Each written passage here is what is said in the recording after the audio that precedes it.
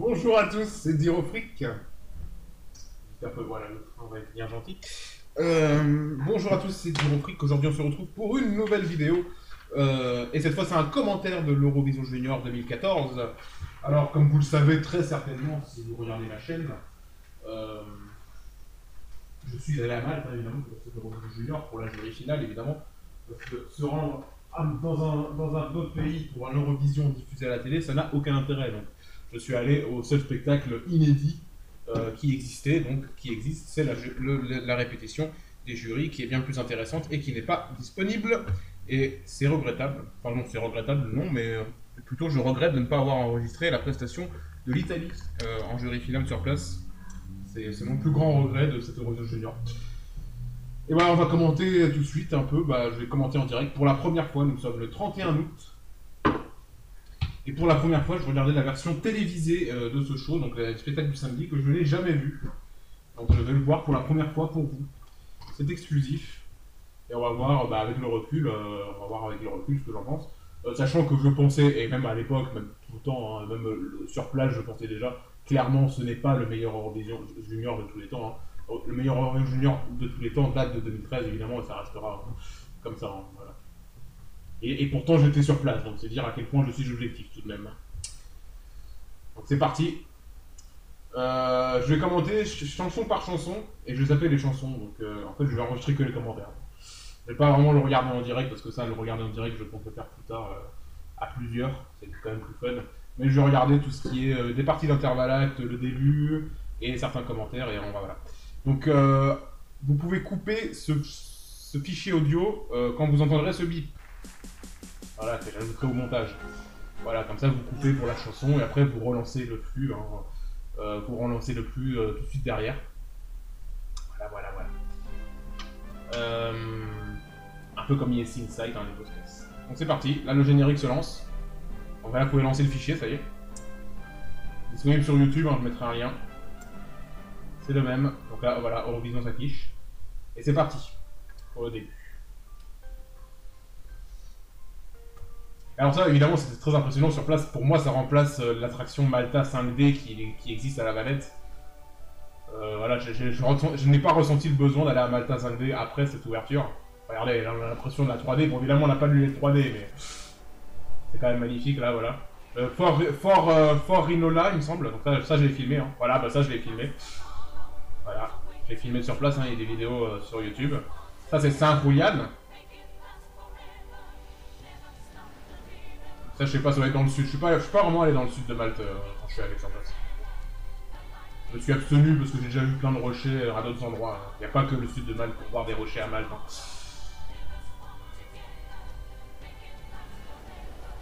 Ça, il me semble que c'est à Gozo. C'est même sûr.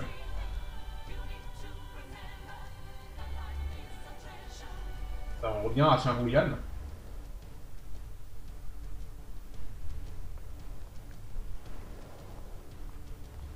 Ça, c'est à côté de l'Ascaris War Room, je pense. Ça, c'est à La Valette. Ça, c'est... je sais pas. Ah, bah, évidemment. Les canons. Évidemment que j'ai filmé. Hein. Par contre, j'ai pas pu publier la vidéo où est tiré le canon, pas encore, parce qu'elle est un peu longue et j'ai pas eu le temps de l'éditer. Ça, c'est à Gozo. La souris Window. Ça, c'est Midnight, évidemment. Enfin, voilà. Donc voilà, c'est pour vous dire aussi que quand on est sur place, qu'on a vu tout le pays et ensuite on regarde cette séquence, finalement c'est un accomplissement et quelque part le bilan de ce qu'on a fait à Malte. Donc ça renforce la charge émotionnelle de cette Eurovision Junior. Et voilà la scène.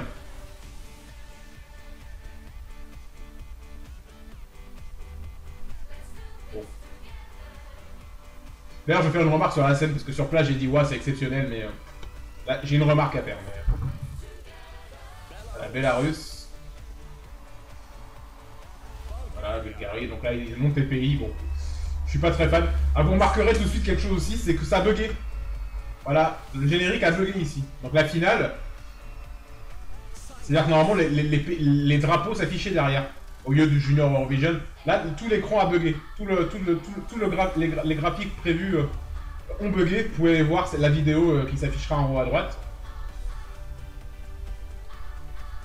Voilà, tout ça, ça a bugué. Normalement, ils avaient prévu plein de trucs.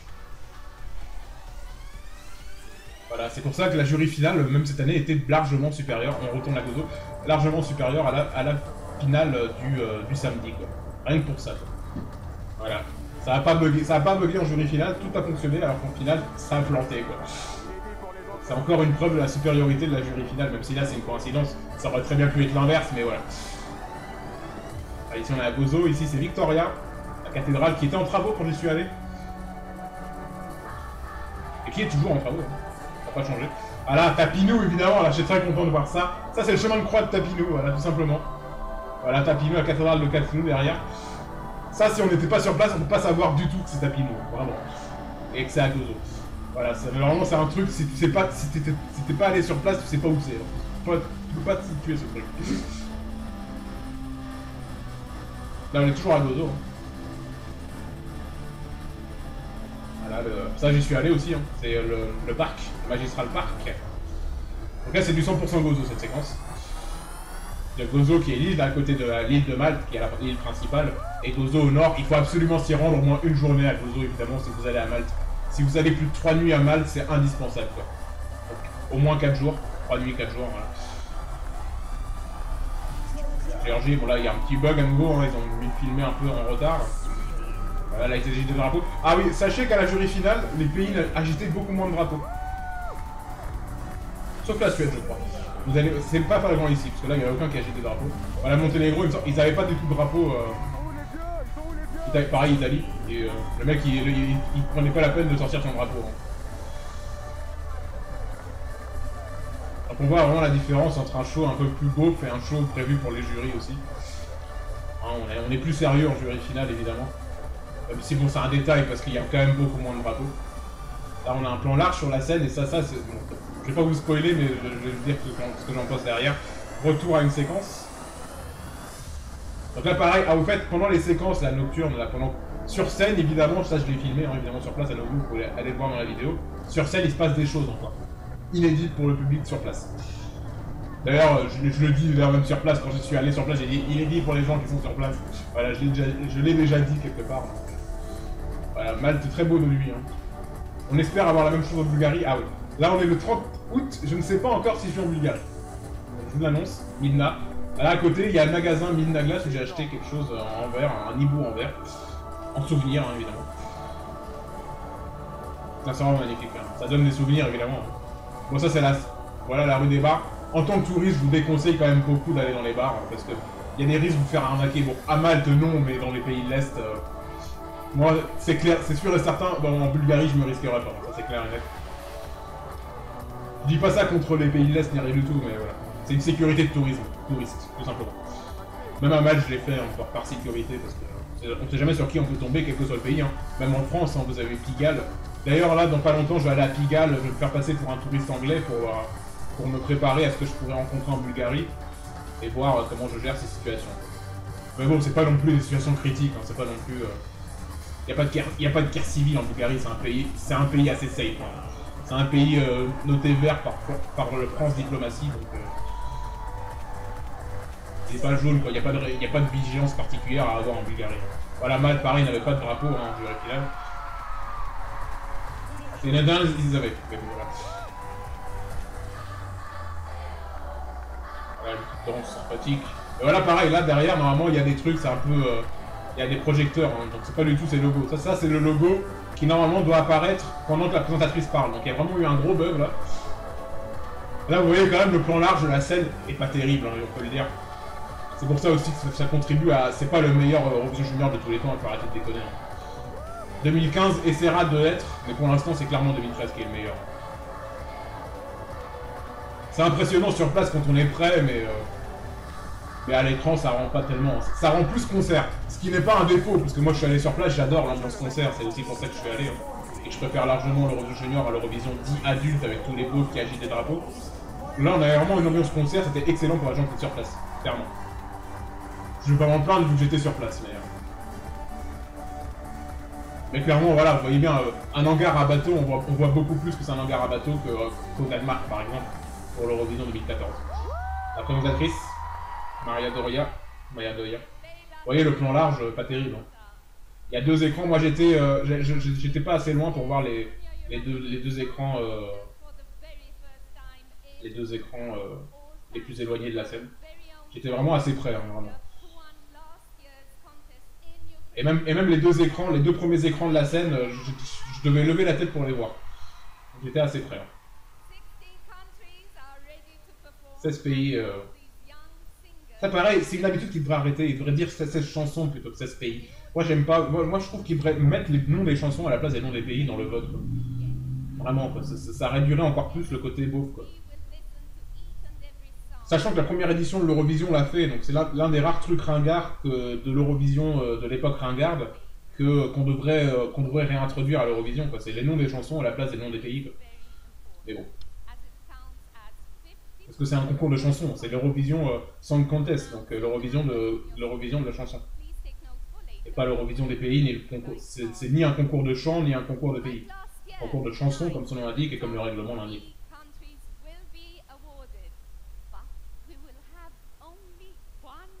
Alors qu'un gagnant, effectivement. Qui sera le grand gagnant? On se demande.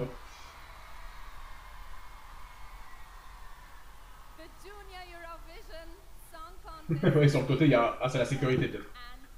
Ouais, c'est un... Ah non, ouais, ça doit être... Je sais pas. Small Island, la petite île de l'Europe, effectivement. Qui est pas si petite que ça, bon, elle est quand même petite, hein. Petite, mais assez grande. Assez grande. Donc pour la visiter, même 6 jours, ça suffit, mais c'est juste. C'est vraiment juste. Voilà, il dit que c'est les plus en Australie, en Nouvelle-Zélande. Voilà, il nous regarde. Et là, il dit... Alors là, elle va parler de quelque chose qui est intéressant. Attendez. Elle parle pas de l'online voting, bizarrement. Ils n'ont pas fait beaucoup de pubs sur l'online voting. Voilà, je vais vous expliquer vite fait. En fait, ils avaient prévu un online voting. Je pouvais pas voter parce que j'étais sur place. Pour les pays non participants du monde entier. Mais ça a bugué. Ça a fini par bugger, donc ça ne servait à rien. Mais ça a annoncé une participation d'un pays rest of the world à l'avenir. C'est pour ça que moi, la participation de l'Australie à l'Eurovision 2015 ne m'a pas du tout étonné. Quoi. Pour moi, c'était évident. Ils vont réintroduire, d'ailleurs, ils vont renouveler l'expérience de l'online voting à l'Eurovision 2015, à l'Eurovision Junior 2015, pardon. Et on va voir si ça marche. Et on va voir si ça va être introduit de manière ou d'une autre à l'Eurovision dit adulte. Let the show begin. On verra. Sous une forme ou une autre, on verra. Peut-être en combinant, enfin voilà. S'il n'y a pas assez de votes, pour faire des votes du jury. On sait pas. On verra. Voici les canons de Malte, voici beaucoup de choses. On va commencer par la chanson numéro 1, je sais même plus, j'ai oublié. Albert aussi. Bob Marley.